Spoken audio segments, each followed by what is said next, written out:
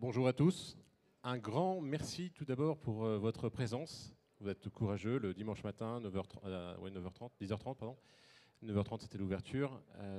Monter jusqu'ici au troisième étage pour la conférence. C'est un réel plaisir de vous avoir parmi nous. Je m'appelle Laurent Delporte. J'anime souvent des conférences pour le salon Équipe Hôtel. Et j'ai un média également où je partage ma vision de l'hôtellerie de demain et puis pas mal d'interviews.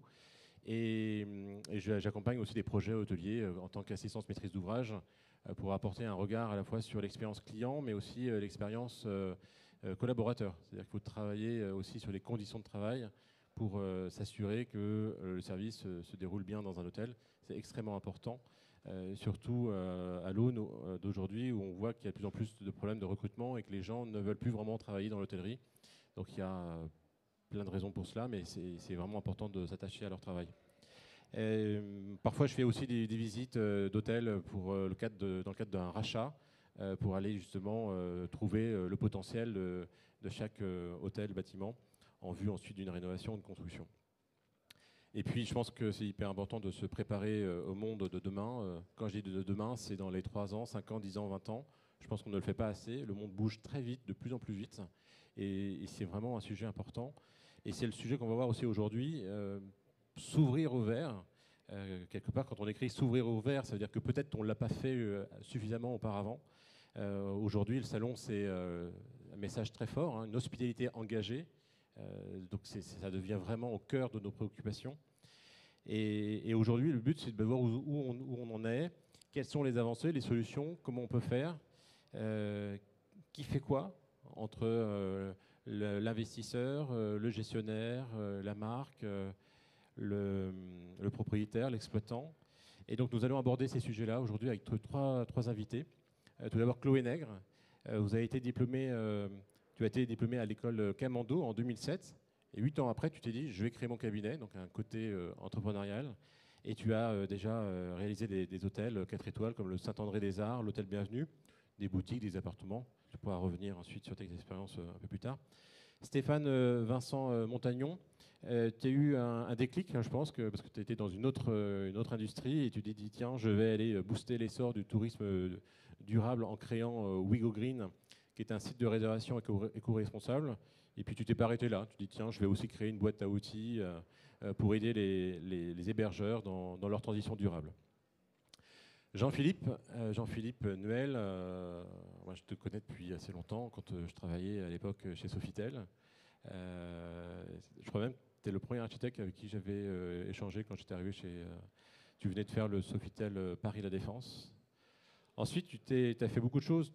Tu construis, tu rénoves, tu reconvertis, tu vas transformer des lieux, comme l'Hôtel Dieu à Marseille, à Lyon. Et puis tu travailles aussi sur les bateaux, comme la Compagnie du Ponant, des résidences privées, des bureaux. Donc une grande expérience sur l'hôtellerie de luxe. Et on va revenir avec toi sur cette question de développement durable. Moi, je me souviens en 98, j'étais encore étudiant, j'organisais un colloque avec l'UICN, l'Union de la conservation de la nature. Et c'est à l'époque qu'on a commencé à parler du mot développement durable. C'était vraiment... donc c'est assez récent, c'était un peu avant 2000. Et pourtant, déjà à l'époque, on savait qu'il y avait le réchauffement de la planète, qu'on savait qu'il y avait des tas de problèmes par rapport à l'environnement. Aujourd'hui, on sait plus que jamais que l'hôtellerie est co-responsable des émissions des empreintes, enfin une forte empreinte carbone et co-responsable par rapport à la pollution et par rapport au transport. Le transport est une grosse source de pollution. Et des fois, on peut même se poser une question, peut-être plus dans l'hôtellerie de luxe, c'est que si un jour on nous interdit de voyager, finalement, à quoi vont servir tous ces hôtels ? Alors ça, c'est un côté pessimiste, mais je pense qu'il faut quand même se poser des questions sur l'horizon des possibles et voir aussi ce qu'on peut éviter. Mais en tout cas, le sujet est quand même posé. Et aujourd'hui, il faut aller voir justement ces opportunités. Et c'est peut-être justement une opportunité de revenir à la source d'un hôtel. Un hôtel est un lieu de ressourcement. Ce n'est pas qu'un lieu de loisir. Normalement, quand on rentre dans un hôtel, on en ressort mieux qu'en arrivant. Et ça aussi, parfois, c'est oublié. Et mieux qu'en arrivant, ça veut dire bien dormir, bien manger, sainement, pouvoir bien respirer dans un hôtel. Parfois, ce n'est pas le cas. Donc tout ça, c'est lié aussi à tout ce qui est les équipements de l'hôtel qu'on va voir maintenant, en intégrant en tout cas davantage de naturalité. Jean-Philippe, je voudrais commencer avec toi pour une première question. On voit aussi qu'il y a de plus en plus de labels, de cadres, BREEAM, LEED. Est-ce que c'est suffisant? Est-ce que ça va assez loin? Et puis en même temps, quelle évolution tu as pu voir quand tu as commencé un hôtel jusqu'à aujourd'hui par rapport à ce sujet-là? Est-ce que tu vois des progrès ou pas?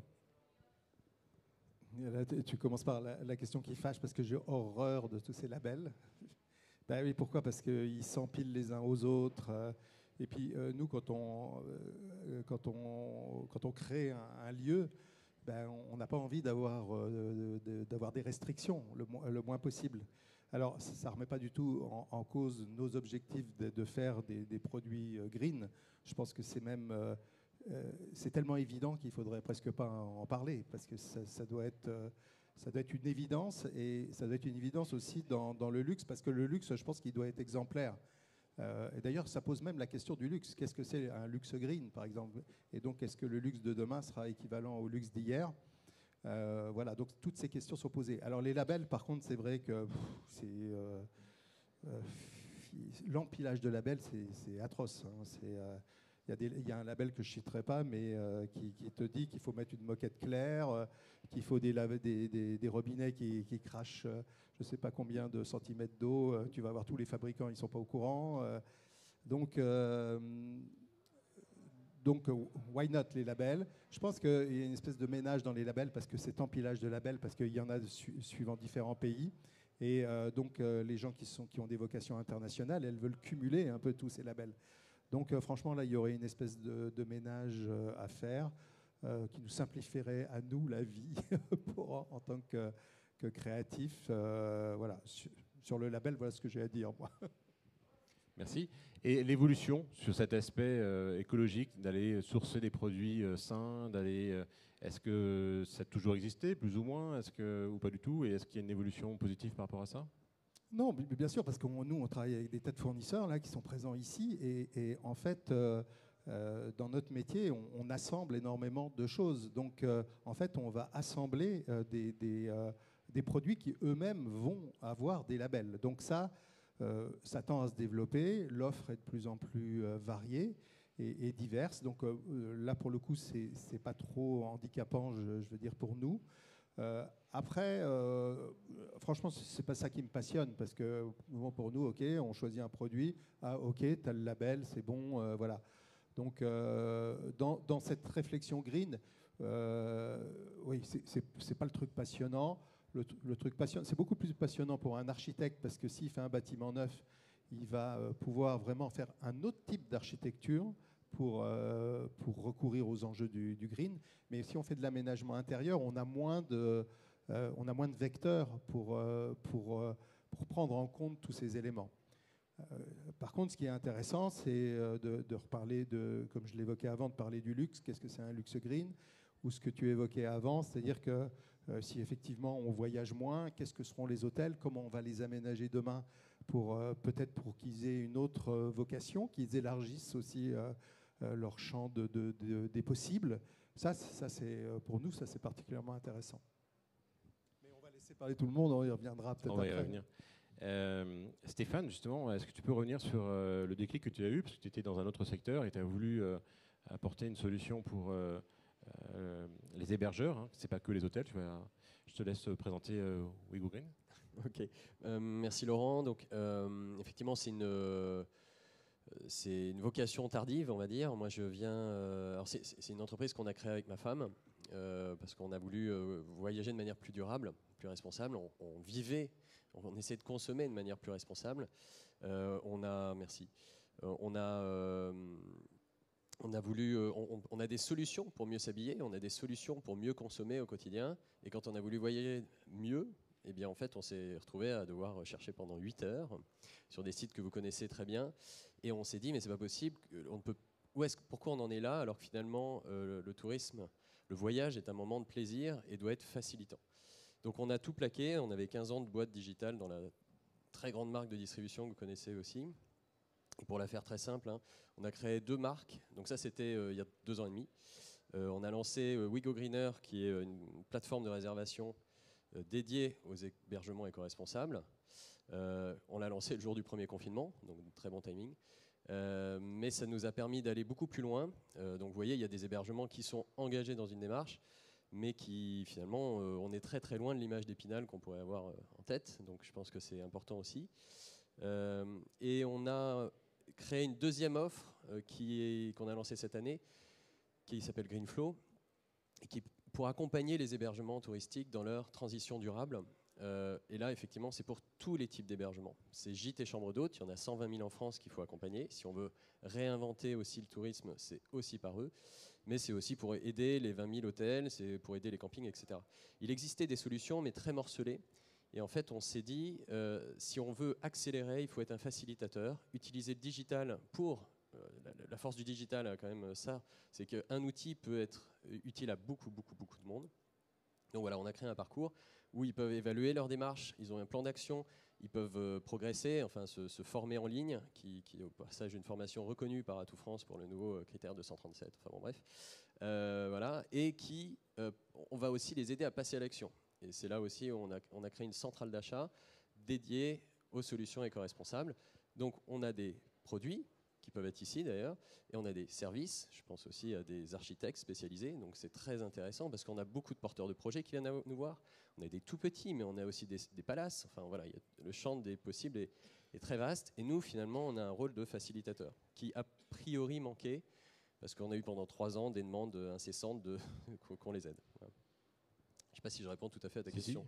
Si, ça me fait penser que j'ai mis en place aussi pour le salon le parcours luxe que vous pouvez retrouver dans le guide du salon.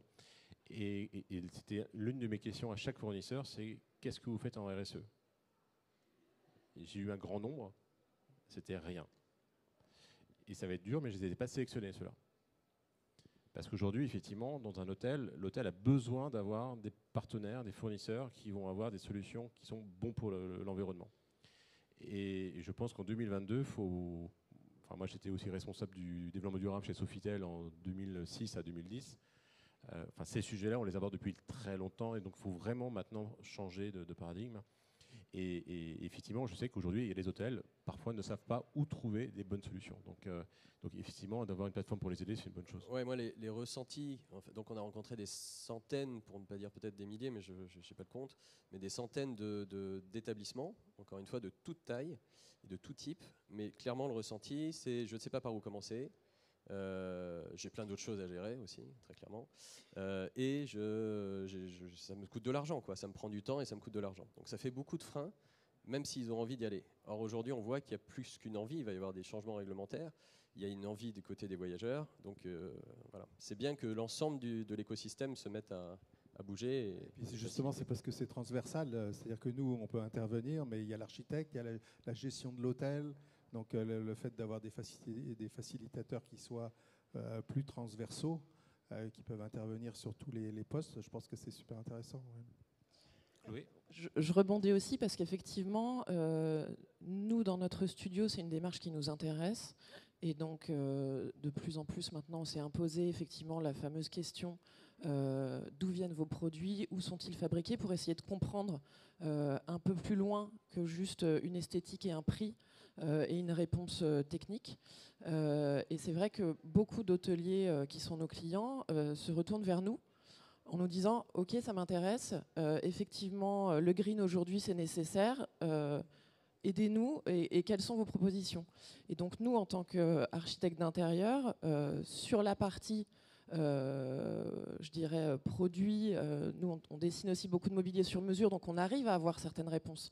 Mais une offre telle que la vôtre, avec une réponse transverse et vraiment un accompagnement, me semble nécessaire aujourd'hui. Je n'hésiterai pas à parler de vous à certains de mes clients. Ça peut nous simplifier la tâche. On ne se rend pas compte, mais dans un hôtel, c'est des milliers de choses à avoir. Entre le produit de salle de bain, le nettoyage, les cendriers, il y a tas de choses à avoir dans un hôtel. Et c'est une centrale d'achat. Dans les grands groupes, il y a des responsables d'ailleurs d'achat pour aller sourcer ces produits. Je pense qu'il faut tout repenser, c'est ça la difficulté, mais en même temps, il n'y a pas besoin de tout repenser en un mois. Ce qu'il faut, c'est démarrer la réflexion, c'est un état d'esprit, et cet état d'esprit, une fois qu'on l'a, en fait, tout devient évident. Donc par la suite, effectivement, il n'y a plus aucune décision. Quand je dis par la suite, ce n'est pas forcément en un mois, encore une fois, mais au bout d'un an et demi, quand l'ensemble de l'établissement, des personnes dirigeantes, décisionnaires de l'établissement sont dans cette réflexion-là, chaque décision va être drivée par ça. Et c'est là où ça devient intéressant, parce que c'est plus une étiquette d'affichage, voilà, on est engagé, ou c'est un label, ou voilà, parce que moi aussi j'ai beaucoup de choses à dire sur les labels, même si on est partenaire des labels, mais on n'est pas là pour forcément les mettre en avant, mais clairement c'est plus un état d'esprit, et c'est vraiment, voilà, les choses se font, c'est long, mais il faut faciliter le démarrage, et ensuite ça va s'imbriquer, et après ça sera une évidence. Ce qu'on est en train de se dire, on le disait tout à l'heure entre nous, mais ça devrait même pas être un sujet en fait. C'est juste que les 50 dernières années ont fait qu'on a un peu dévié. Maintenant, à nous de revenir dans quelque chose qui est juste une évidence. En fait, se dire qu'on construit quelque chose qui a moins d'impact possible environnemental et sur les humains. Bon, en France, on n'a pas trop d'impact là-dessus, mais en soi, c'est une évidence. Justement, Chloé, hier, on parlait de bon sens et de revenir aux sources. Chloé, comment tu appréhendes un projet quand on vient te contacter pour une rénovation, une construction ? J'allais rebondir exactement aussi sur ce que tu disais, c'est-à-dire que je pense qu'il faut que l'équipe se crée dès le départ et plutôt en amont, parce qu'en fait l'impact environnemental est sur les produits sélectionnés, mais il est aussi sur la gestion du lieu. Nous en tout cas travaillons beaucoup en rénovation. La première question à se poser, c'est où est situé le site, qu'y a-t-il à l'intérieur que je peux conserver. Nous, maintenant, systématiquement, en fait, à la première visite, on fait un repérage des éléments qu'on va pouvoir conserver pour éviter de tout balancer sous prétexte qu'on va arriver et faire une proposition signature et devoir mettre un tampon sur une nouveauté particulière. Donc déjà, la question se pose à ce moment-là. Et anticiper dès le départ sur la gestion des déchets au moment de la démolition. Ça semble bête, mais nous, sur les premiers projets où on a commencé à se poser ces questions-là, on s'était posé la question trop tard, parce que c'est vraiment en amont. Et ensuite, je dirais qu'on a une réflexion qui va se faire vraiment en partenariat aussi avec la maîtrise d'ouvrage, avec notre client, pour voir jusqu'où il veut positionner le curseur. Parce qu'effectivement, il y a parfois des surcoûts qui peuvent intervenir, il ne faut pas le cacher. Mais c'est aussi dans un souci de durabilité, c'est-à-dire que peut-être que certains produits vont coûter plus cher, mais ne seront pas remplacés au bout de 2 ans ou 3 ans. Et ensuite, nous vraiment, je dirais que le projet est vécu comme une balance et comme un tout, où sur chaque produit, sur chaque élément de conception, comme tu disais, on va se poser la question à travers le prisme de l'éco-responsabilité. Et ça vient finalement comme une contrainte supplémentaire, puisque notre métier, c'est de répondre à un certain nombre de contraintes. Et on a les contraintes incendie, on a les contraintes de normes, et effectivement, on a aussi cette contrainte éco-responsable qui n'est pas forcément visible à la fin, mais qu'on a intégrée dans cette réflexion. Sur l'aspect du surcoût, c'est aussi un moyen de valoriser le bâtiment. Et quand on est propriétaire d'un lieu, on valorise l'exploitation, mais on valorise aussi le bâtiment. Et si le propriétaire veut revendre un bâtiment dans 10 ans, 15 ans, 20 ans, le fait qu'il soit aux normes, qu'il y ait des choses sur le respect de l'environnement, ça va valoriser son bâtiment. Et donc, quelque part, oui, c'est un coût pour la construction, mais avec une vision à long terme, c'est aussi un moyen de valoriser sa construction. On arrive à balancer aussi justement avec des éléments de récupération. C'est-à-dire que si on arrive à récupérer la totalité de la robinetterie de l'hôtel, puisqu'elle a été changée peu de temps avant le rachat, sont des budgets qui ne sont pas négligeables et qui permettent de rééquilibrer sur d'autres prestations. Par exemple, utiliser une moquette qui est un peu plus chère mais qui est en fibre recyclée. Il y a beaucoup de choses en fait, sans qu'on le voit, qui dans notre choix finalement sont quand même moins impactants. Et Jean-Philippe, quand tu as un propriétaire, investisseur, tu as une marque qui va exploiter, celui qui va faire les travaux, finalement, qui va influencer sur l'aspect environnemental? Parce que la marque, elle vient avec ses critères, mais le propriétaire, c'est quand même lui qui va payer la rénovation ou la construction. Comment tu vois ça? Comment ça se passe entre le propriétaire investisseur, le gestionnaire, le directeur d'hôtel qui va gérer? Qui va orienter? On en revient à l'histoire de la nécessité d'être en équipe sur les mêmes objectifs. Parce qu'autrement, c'est une sacrée bagarre quand il n'y en a qu'un dans le tour de table qui est ouvert à ça.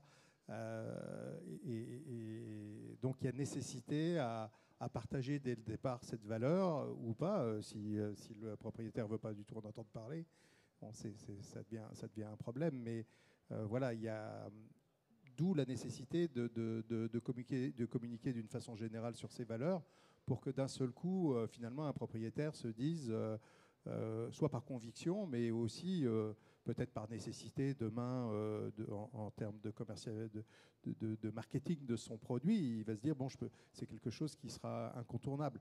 Et à ce moment-là, va se mettre en place un cercle vertueux avec l'entrepreneur, parce qu'on disait les choses de récupération. L'entrepreneur, quand vous lui dites, ah ben, je veux garder ces carrelages-là, il dit, non, mais vous vous rendez compte, ça va me coûter 3 fois plus cher, il faut soit que je les démonte, que je les nettoie, que je les repose, c'est 3 fois le prix, soit que je les protège. Enfin, on est dans un truc où on revisite les modes opératoires, quoi, hein. Donc, il faut beaucoup d'envie partagée et de conviction.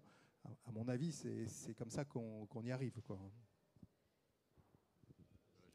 Oui, alors, moi je voulais juste revenir sur le point d'avant. Désolé. Il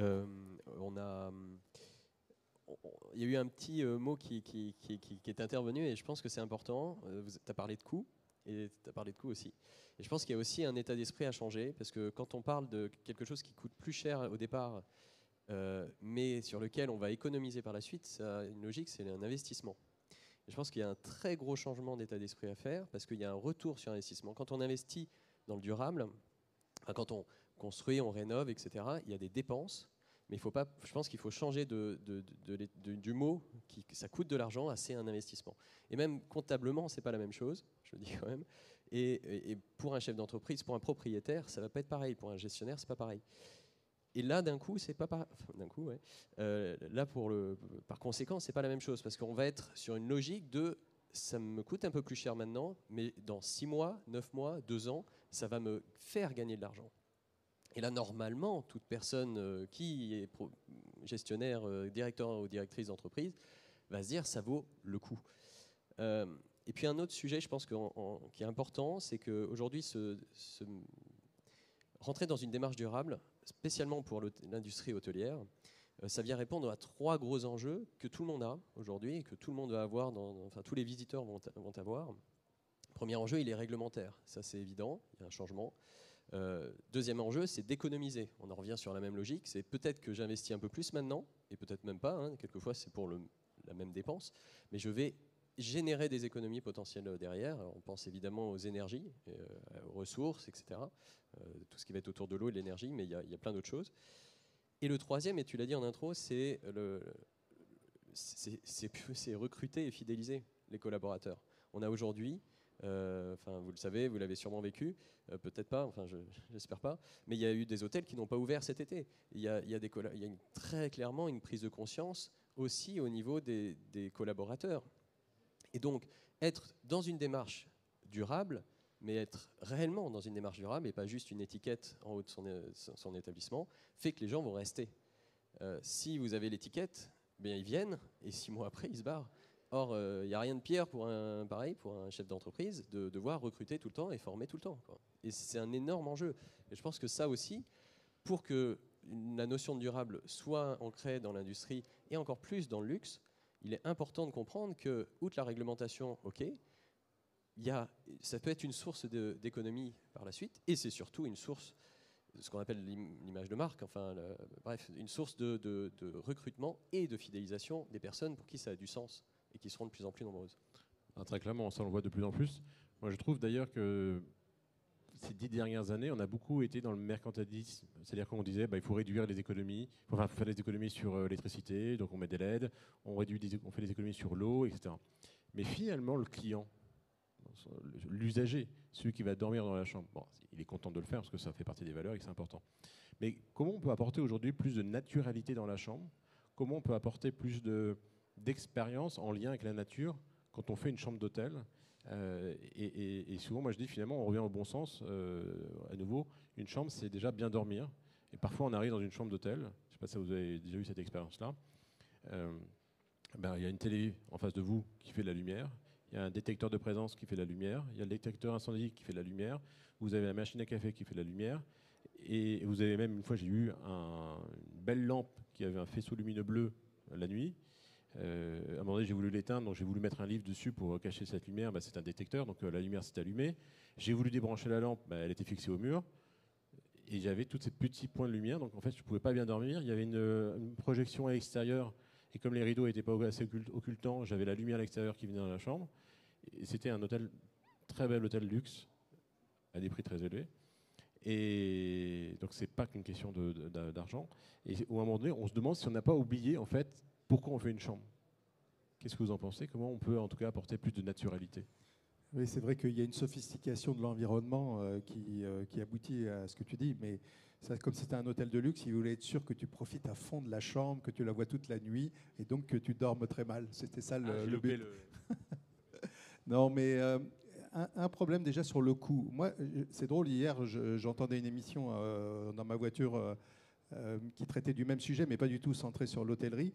Et en fait, leur conclusion, quand même, par rapport au problème de coût, c'est même d'aller plus loin, de dire vous devez accepter que ça soit plus cher. On ne peut pas dire simplement on va récupérer, on va faire des économies, on va consommer moins d'électricité, vous allez vous y retrouver dans 10 ans. Non, non, arrivé à un moment, il faudra dire, même si c'est plus cher, il faut le faire.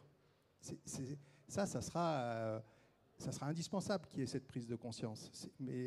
Parce que si on veut juste être gagnant-gagnant, on n'y arrivera pas tout le temps, quoi. Ça, sur le problème de coût, ça, je pense que c'est assez fondamental. Et puis un autre élément, ça rejoint ce que tu disais aussi sur les employés et tout, c'est que la notion de green et tout, il ne faut pas que ça soit perçu que justement comme des labels, des trucs chiants, des trucs... Et moi, du coup, j'aime bien parler de bien-être quand on parle de green, et ça rejoint ce que tu dis d'ailleurs de bien dormir, mais le bien-être en général, parce que quand même dans l'esprit des gens, de faire attention à la planète, donc finalement de respecter tout ça, finalement c'est mieux vivre. C'est mieux vivre, c'est mieux travailler pour les employés aussi dans les établissements. Hein.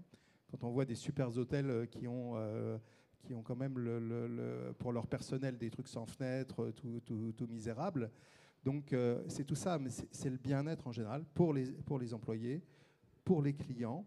Et c'est de dire que voilà, cette notion de développement durable, c'est une notion globale qui doit nous permettre de mieux vivre. Et donc, bien sûr, le prisme s'élargit énormément, mais je pense que c'est indispensable de le poser de cette façon-là.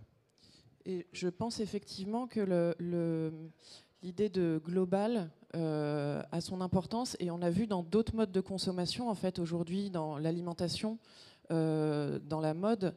Je pense que les changements ont été opérés, en tout cas sur...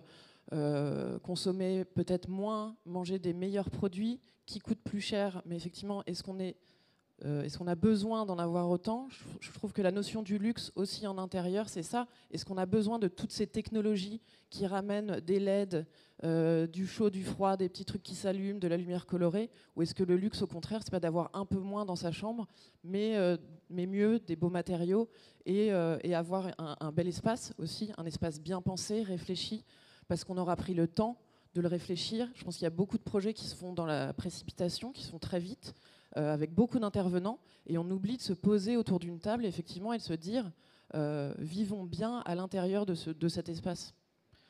Donc pour moi, c'est une vraie prise de conscience qui est globale aujourd'hui et qu'on applique sur l'ensemble de nos vies au quotidien, qu'on essaye en tout cas. Des fois, j'ai l'impression que l'hôtellerie est coincée dans sa tradition. Alors, c'est sa force, hein, la tradition du savoir-faire qui se transmet de génération en génération. Ça, c'est très important. Mais du coup, on fait des choses parce qu'on le fait depuis toujours et on ne se pose pas la question. Et je donne un exemple qui n'est pas lié à la construction, mais souvent, des fois, on a des petits bonbons. Alors, parfois, c'est des bonbons qui viennent d'un autre continent, en fait. Alors, ça coûte moins cher que mettre des bonbons locaux, mais ça coûte quand même un budget. Mais finalement, on les met, ça n'a aucun goût et c'est mauvais, et je pense que c'est même mauvais pour la santé. Ça pollue parce que finalement, ils ne sont pas arrivés tout seuls, donc il a fallu les mettre dans des transports, dans des cartons, etc. Et donc, des fois, on se demande, il faut se dire, il faut réfléchir, discuter et revenir sur le bon sens. Soit vous ne mettez pas de bonbons, puis ça vous fait une économie à l'année de tant de X bonbons, soit vous allez voir, surtout en France, on est quand même un pays de bonbons, il y a des bonbons dans toutes les régions de France, et vous mettez en avant vos partenaires locaux. Mais je l'ai vécu aussi un jour en Afrique où je faisais une conférence sur l'art de recevoir à la française pour aller montrer comment on avait fait pour qu'ils puissent réfléchir sur ces choses-là. Et à un moment donné, je ne sais pas si c'est toi qui l'as fait, mais c'était le Radisson je ne sais plus où c'était, mais et je prends un verre. Alors c'est pas moi. Hein. Non, mais je prends un verre et je dis j'ai une boisson locale. Il me répond vous voulez un Coca ou un Canada Dry? Non. Et après, il y a quelqu'un qui était africain qui me dit mais non, t'as pas du Bissau? Je dis voilà, un Bissau. Mais qu'est-ce que vous voulez en fait aussi? Est-ce qu'on fait travailler les producteurs locaux dans l'exploitation d'un hôtel ou des grandes marques internationales qui finalement apportent peu au niveau local? Donc ça, c'est vraiment une question, je pense, de C'est bon pour sens. ça que de se dire qu'est-ce que c'est le nouveau luxe, c'est tout ce débat qui est ouvert là, quoi, en fait. Hein. C'est sûr que le bonbon dégueulasse qui sent rien, c'est sûr que c'est pas du luxe, ça. Hein. Il vaut mieux rien mettre, quoi. Moi, juste par rapport à ce que vous disiez aussi, moi, ça me plaît beaucoup quand on se dit que finalement, on se demandait en intro, quelles sont les prochaines étapes pour le luxe, comment il va devoir se réinventer, si on se focalise sur le luxe. Effectivement, peut-être que le luxe, c'est moins mais mieux, mais vraiment moins mais mieux. Et vraiment beaucoup mieux pour le coup. Et quand on parlait aussi des collaborateurs, je reviens sur une des solutions qu'on a, mais c'est les peintures. Aujourd'hui, on met des peintures qui sont potentiellement blindées de COV, de COV ou COV, je ne sais pas comment on dit. Il y a des peintures naturelles qui ont un rendu différent, ou des peintures à la chaux, si on veut avoir encore plus un rendu. On peut revenir à des choses plus naturelles qui ne vont pas forcément coûter plus cher, parce qu'en soi, la peinture, elle coûte même moins cher. Peut-être la main-d'œuvre coûtera un petit peu plus cher, et encore. Donc, et au passage, les collaborateurs qui vont y bosser 10 heures par jour en moyenne, et qu'il y aura beaucoup de monde, ne seront pas intoxiqués. C'est peut-être des choses qui font que, effectivement, tu disais tout à l'heure, aujourd'hui, c'est pas certain, mais plus tard, c'est une évidence, et pour un luxe, ça doit être une prise de conscience obligatoire, il doit le faire, même si c'est plus cher.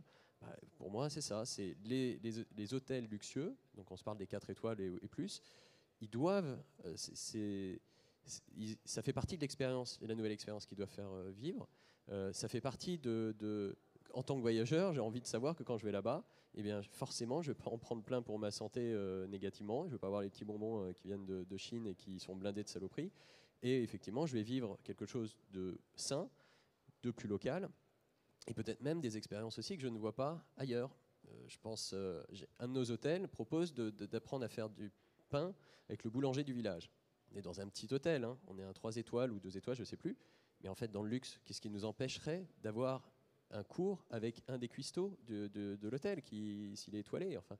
Pour moi, c'est ça l'expérience aussi qui va être intéressante. Et souvent, dans ces restaurants assez en avance, on a souvent des chefs qui sont aussi très intéressés par le durable, qui sont...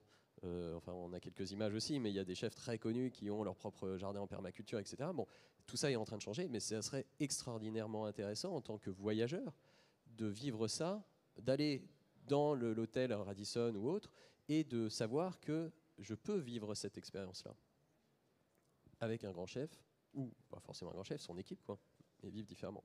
C'est amusant parce que ça, c'est le thème de la prochaine conférence que je vais animer, qui est juste après celle-ci. Mais je pense aussi que c'est un point où on peut tout revoir aujourd'hui dans l'hôtellerie. C'est-à-dire que pourquoi ça ne se fait pas? C'est cette tradition. C'est-à-dire on ne l'a pas fait. Un cours de cuisine dans un hôtel, ben non, le chef il est derrière, on ne le fait pas. Mais si, on devrait le faire. Moi, je suis sur un projet à Casablanca où l'hôtel va ouvrir devant un marché, et j'avais proposé justement qu'il y ait 2-3 chambres, même, des chambres des suites, qui auraient une cuisine où on pourrait aussi transformer l'après-midi, faire un cours privé. Vous allez acheter juste en face du poisson très frais, et puis vous allez cuisiner et apprendre, parce qu'on voit bien qu'aujourd'hui les cours de cuisine depuis une quinzaine d'années se développent dans les grandes villes. Donc c'est ça qui est intéressant dans les tendances, c'est essayer de voir comment les choses évoluent. Et l'hôtellerie est vraiment une période où tout peut arriver, où tout peut se réinventer.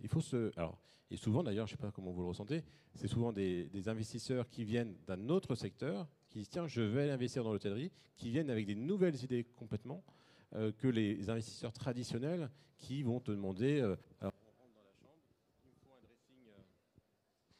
il me faut un dressing à gauche, la salle de bain à droite, les toilettes, le lilas et la télé en face et le bureau. Ça bouge, non? Pour rebondir sur ça, nous, effectivement, dans notre agence, on a la chance de travailler aussi bien sur des projets hôteliers que boutiques, particuliers ou des bureaux. Donc on est vraiment amené à traiter des sujets très variés avec des entrepreneurs différents. Et ça nous permet aussi justement d'aller chercher parfois ces expériences qui arrivent aussi auprès des marques dans certaines boutiques. Donc essayer d'utiliser en fait le savoir-faire d'autres secteurs pour le ramener dans l'hôtellerie et inversement. On a vu aussi que souvent dans des boutiques aujourd'hui, on va commencer à parler de lieux de recevoir, de se sentir à la maison. Et en tout cas, nous, sur notre partie qui est vraiment liée à l'architecture d'intérieur et donc à l'espace, on aime beaucoup aller chercher ces idées-là un peu dans des savoir-faire connexes qui ne sont pas forcément hôteliers au départ. Oui, et puis tout à l'heure, tu disais si demain les gens ne voyagent plus, c'est vrai qu'il se pose un problème sur les hôtels. Donc c'est un tout petit peu embêtant. Et donc, effectivement, une espèce de changement de paradigme. Et moi, je crois beaucoup à une reconversion possible des hôtels. Hein. Les hôtels, aujourd'hui, un hôtel dans un quartier, ça peut être un lieu de vie du quartier, ou même à l'échelle de la ville, suivant l'importance de l'hôtel. Et c'est vrai qu'un hôtel, au départ, dans l'imaginaire, c'est un lieu où on prend des chambres, mais aujourd'hui, c'est un lieu où on travaille, où on se détend, on fait du sport, il y a des réunions. Donc, en fait, c'est une espèce de hub de vie, un hôtel. Donc, c'est en capitalisant sur tout ça que l'hôtel de demain, dans un circuit beaucoup plus court, qui inclut tout ce qui a été dit, dans un circuit d'échange plus court et j'espère aussi de construction plus court, c'est comme ça qu'on va réinventer sûrement l'hôtel de demain. Je pense que c'est nécessaire quand on voit aussi des hôtels qui se créent à Courchevel ou dans les montagnes et qui sont ouverts du 20 décembre au 30 mars, c'est-à-dire 3 mois et demi, qui nécessitent entre 30 à 50 millions d'investissements pour finalement quelques journées exploitées, où finalement les gens ne skient même pas à Courchevel, a priori ils restent dans l'hôtel, alors moins ils profitent de l'hôtel pleinement la journée. Mais c'est vrai que c'est quand même des questions qu'on aura à se poser aujourd'hui sur l'intérêt de faire ce genre de choses, parce que ça me rappelle aussi un jour où c'était l'Intercontinental à Bora Bora qui m'avait contacté parce qu'il y avait plus de 300 000 bouteilles en plastique à gérer dans leur hôtel. Je parle de ça, c'était en 2012 ou 2013. Ils viennent d'installer maintenant une source d'eau, enfin ils filtrent l'eau et ils produisent l'eau localement. Mais à un moment donné, il faut aussi pouvoir dire à son client, si vous voulez profiter de cette nature, si vous voulez profiter de ce lieu, de ces belles choses qu'on vous met à disposition, on ne peut pas tout faire. On parlait dans les années 80 à 2000, le client roi, je veux ceci, je veux cela, donnez-le-moi. Ben non, on a le droit de dire à un client, non, je ne le ferai pas parce que ça n'a pas de sens, c'est pas bon. Puis si ça ne vous plaît pas, allez dans un autre hôtel, mais voilà. Ça, je crois qu'il y a un nouveau discours qui s'installe. Je pense que ce discours-là, il a lieu globalement sur toute la société. Hein. On était dans une logique de je peux, donc je le fais. Je souhaite, donc je le fais finalement. Et on faut pas avoir peur aujourd'hui de dire non, c'est plus possible. Enfin, c'est pas surtout quand on se prend l'exemple de Courchevel, où j'ai été effectivement l'année dernière pour un colloque sur le tourisme durable. Je vous saute la conclusion, mais effectivement, il y a une prise de conscience un peu tardive, parce qu'ils sont aux premières loges, hein, très clairement. Hein. Enfin, il n'y avait pas de neige, enfin, bon, c'est cata. Et de toute façon, ils doivent aussi se réinventer, parce que très clairement, Courchevel fait partie, je crois, il y a 10 stations dans le monde qui sont suffisamment hautes pour avoir de la neige dans 20 ans. Mais concrètement, dans les Alpes du Nord, je crois elles sont deux, ça doit être Val Thorens ou Val d'Isère, je ne sais plus. Bref, il y a un énorme... Eux, ils sont sur un tas d'or blanc encore, mais ils savent que ça peut ne pas durer, et puis de toute façon, ils sont aussi précurseurs, donc ils considèrent, et je trouve ça très bien pour le coup, que c'est à eux de montrer l'exemple. Qu'ils ont les moyens de changer, très clairement, moyens financiers, hein, évidemment, donc c'est à eux de montrer l'exemple. Maintenant, la route est très très longue. Mais il y avait ce premier colloque l'année dernière qui, à ma connaissance, n'a eu lieu nulle part ailleurs dans les montagnes, dans le luxe. Donc les choses sont en train de changer. Maintenant, effectivement, il faudra avoir aussi le courage de dire non quand c'est pas possible, quoi, quand c'est aberrant. Moi, je donne toujours l'exemple où quand vous êtes dans un restaurant et que le chef il vous dit « Non, moi, je vous recommande ce plat-là ». En général, il y a une sorte de fusion avec lui. Il va dire « Je veux le plat que le chef m'a recommandé ».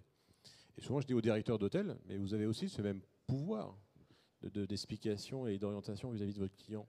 Et aujourd'hui, alors si on pense à l'hôtellerie luxe, donc on va avoir une vision internationale, il y a des pays où on n'a pas la même perception. La perception de l'environnement en Chine avec la France ou aux États-Unis, c'est pas la même. Donc il faut aussi pouvoir éduquer ou Moyen-Orient, enfin peu importe, tous les pays.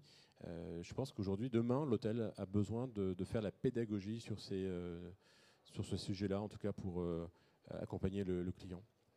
Est-ce que vous avez des questions? N'hésitez pas, si vous avez des questions, vous levez la main ou vous intervenez. Mais c'est le moment d'en profiter.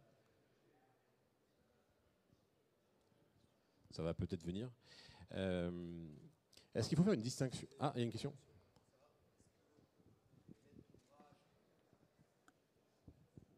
Quelles sont les possibilités pour les maîtres d'ouvrage d'avoir des subventions?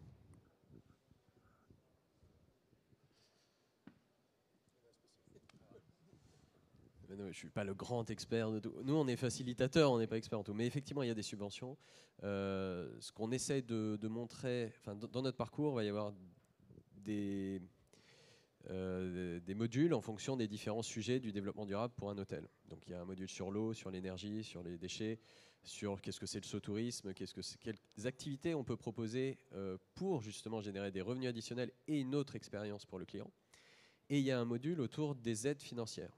Aujourd'hui, les aides financières, nous on a ciblé les aides financières de l'ADEME. Ensuite, on va redescendre aux aides financières par région. Il y a énormément d'aides. En fait, l'enfer, c'est qu'il y a trop d'aides. On ne devrait pas trop le dire, mais c'est très compliqué. Tout le monde est paumé. Nous, avec l'ADEME, on est même l'ADEME, je ne devrais pas le dire. Si, il n'y a personne de l'ADEME, j'espère. C'est filmé. Mais l'ADEME a besoin de nous pour comprendre où est-ce qu'ils en sont, hein, concrètement. On a retravaillé le module ensemble. C'est une très bonne nouvelle. Il y a plein d'aides et il y en a trop. Donc notre rôle, nous, en tant que facilitateurs, c'est justement d'aller repérer ces aides. Aujourd'hui, encore une fois, on n'est que sur l'ADEME, mais dans les 6 prochains mois, on aura déjà beaucoup plus ciblé. Donc oui, il y a des aides. Là, vous dire quelles aides exactement, j'en sais rien. Je ne peux pas vous répondre. Mais il y aura toujours des aides. Elles seront quelquefois très élevées. Ça monte jusqu'à 100%, 70%. Et quelquefois, ça va être 10% ou à des montants plafonnés, etc. Mais oui, il y a des aides. Après, c'est aussi la personne qui va vous accompagner, et là c'est aussi à nous tous de se former, hein. Enfin, de toute façon on est tous en apprentissage continu, hein. Enfin, voilà. Le sujet est quand même relativement récent, la prise de conscience est quand même relativement récente, sauf pour des précurseurs, mais on va dire de manière massive. Et donc on est tous en train d'apprendre. Et le gouvernement est aussi en train de mettre des aides, l'Europe met des aides, enfin il y a des aides dans tous les sens. Maintenant il faut réussir à les retrouver. Et les investisseurs, il y a des investisseurs aussi qui disent j'investis si les conditions environnementales sont respectées. Encore une fois, pour redonner la valeur à leurs biens. Parce que s'ils investissent aujourd'hui, c'est pour que dans 10 ans, 20 ans, quand ils vont revendre le bien, ils soient dans les bonnes conditions pour le revendre. Donc, c'est une très très clair. Hein. Ça, on en rencontre beaucoup. On a beaucoup de. Alors déjà parce que nous, on est une start-up, donc on vit entre guillemets dans ce niveau-là, et les fonds d'investissement, tous les trucs que vous voyez à la télé, où on ne comprend pas toujours ce qu'ils font. Aujourd'hui, il n'y a pas un seul fonds d'investissement qui investissent dans une entreprise qui ne soit pas engagée dans une RSE. Il y a des fonds d'investissement qui ont créé des investissements dédiés au RSE, dédiés aux sociétés à impact, dédiés aux sociétés engagées. Enfin bon. Donc quand la finance fait ça, ça veut dire qu'il y a un changement. Et après, dans l'hôtellerie, on est en contact avec beaucoup de porteurs de projets, enfin d'investisseurs. Un porteur de projet, ça fait un peu un petit porteur, mais d'investisseurs qui ont 50, 100 millions d'euros dans leur portefeuille, enfin à investir. Et clairement, ils ont une ligne directrice. Et ils le font, j'espère, mais de ce que je ressens, ils le font par conviction personnelle, et c'est très bien parce qu'ils en ont les moyens. Là où je suis plus inquiet, c'est pour les petits hôtels. Alors que je dis petits hôtels, les hôtels familiaux, quand vous avez 60 ans, 65 ans, que vous êtes, vous savez que vous allez bientôt arrêter votre activité, que vos enfants ne vont pas forcément reprendre l'hôtel, ou s'ils le reprennent, et puis qu'il faut rénover, il faut investir beaucoup d'argent, ils n'ont pas les fonds pour vraiment bien faire les choses. Et je parle d'hôtels qui ont 20 chambres, 15 chambres, 30 chambres, pas les grandes marques qui vont s'installer. Et voilà, quand on se projette dans l'avenir, dans les 10-20 ans, ça va être un problème. Justement, là, les aides peut-être ont beaucoup d'importance, surtout que j'ai l'impression qu'il y a un côté très régional aussi sur les aides.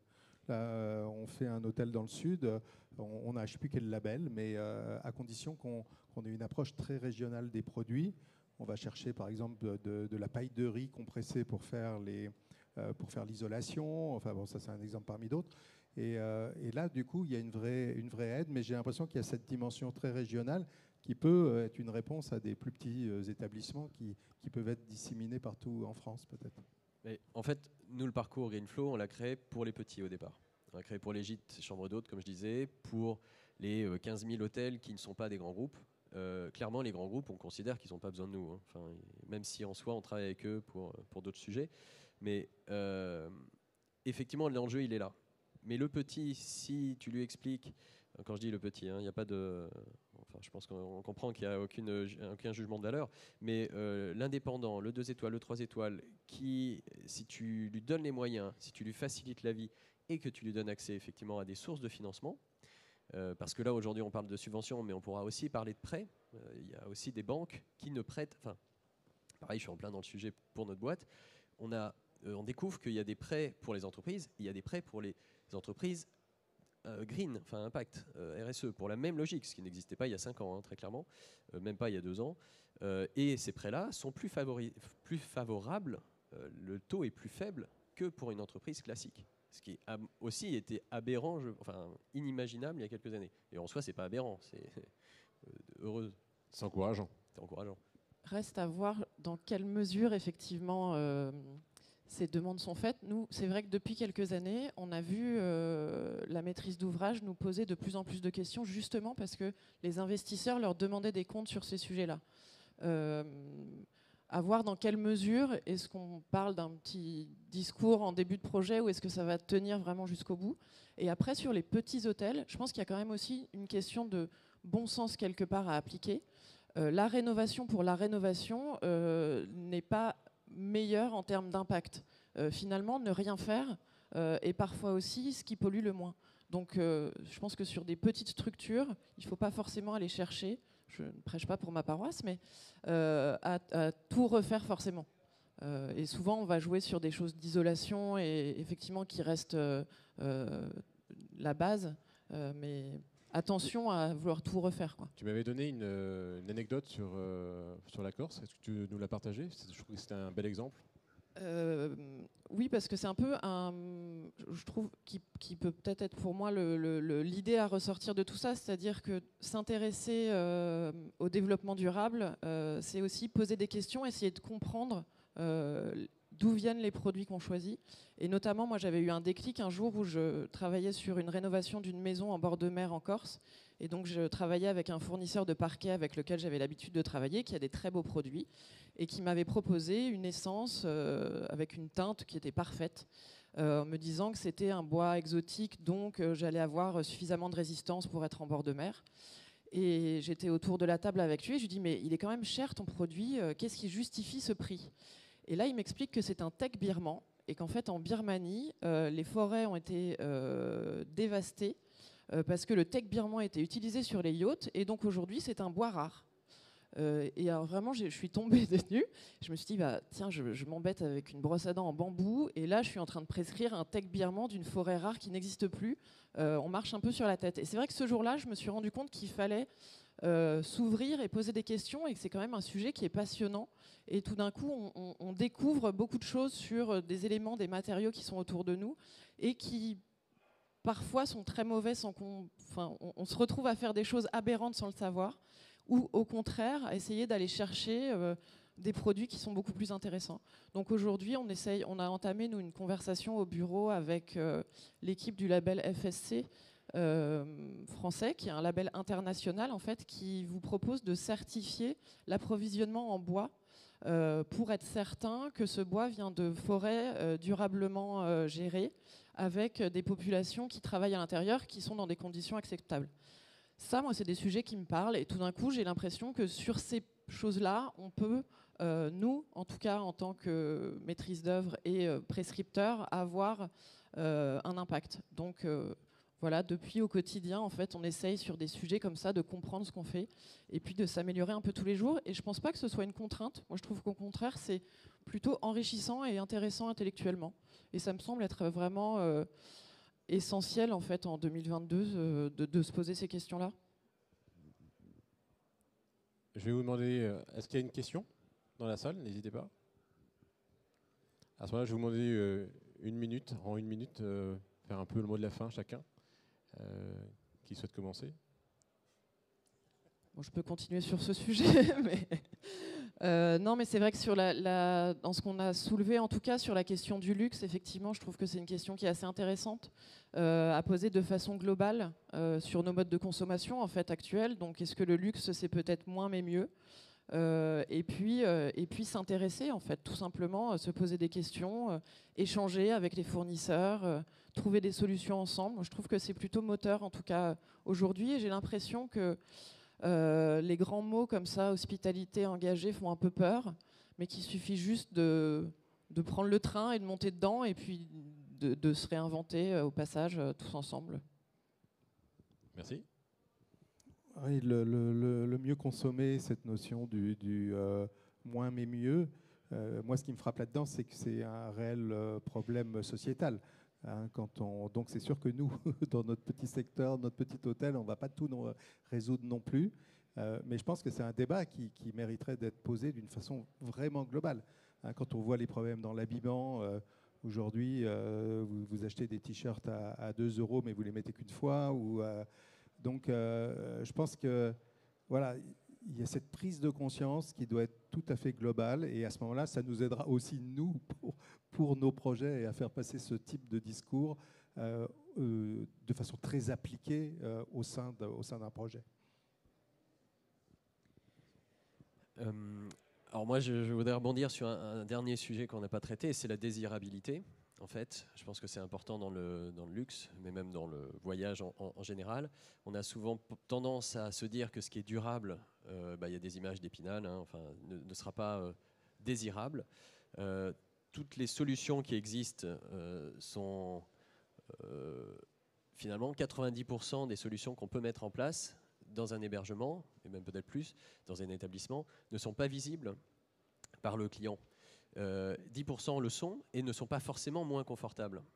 Quelquefois, c'est beaucoup plus confortable, voire c'est moins nocif pour la santé. Donc, c'est un peu ce qu'on disait tout à l'heure. Donc, je pense qu'il y a vraiment il faut repenser sa façon de voir quand on se parle de transition durable, repenser, voir ça non pas comme des coûts, mais comme des investissements, voir les intérêts, les bénéfices qu'on va en ressortir. Puis, encore une fois, on n'aura pas le choix. Enfin, on n'a déjà plus le choix en soi. Il faut y aller, mais il faut y aller de manière... il ne faut pas avoir peur, en fait. Il existe beaucoup de solutions, il y en aura de plus en plus. Voilà, le plus difficile, c'est de démarrer, quoi. C'est comme souvent ce genre de cas. Merci. Simplement, vous annoncez la prochaine conférence avant de conclure sur les clés pour donner une âme à un hôtel engagé. Ça va commencer dans 3-4 minutes. Le sujet a été vaste aujourd'hui. Il est posé sur la table avec beaucoup de possibilités. S'il fallait retenir juste une chose, c'est qu'il faut dès maintenant construire, rénover, transformer, exploiter un hôtel en respectant la nature. Parce que je pense que la nature n'a pas besoin de nous, mais nous, on a besoin d'elle. Merci à tous et à très bientôt.